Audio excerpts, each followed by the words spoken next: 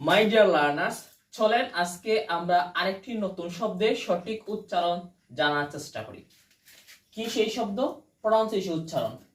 কোনো শব্দের শেষে টি ইউ এ এল, আবার বলি, কোনো শব্দের শেষে টি ইউ এ এল থাকলে এর উচ্চারণ চুয়াল হবে। আবার বলি, T U E T U A এল থাকলে এর উচ্চারণ কি হবে? চুয়াল হবে। কি হবে? চুয়াল, নট টুয়াল, হবে চুয়াল।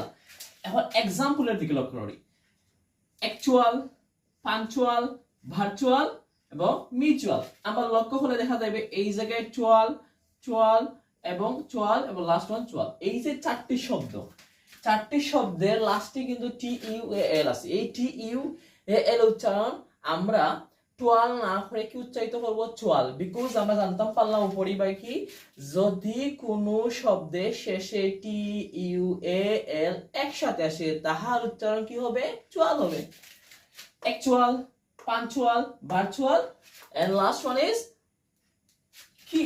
মিউচুয়াল। আমরা চাইলে আলাদা শব্দ কি দেবো? কনসেপচুয়াল। এইভাবে আমরা নতুন নতুন শব্দের উচ্চারণটা সঠিকভাবে জানতে পারি। আজকে এই পর্যন্ত। That's it.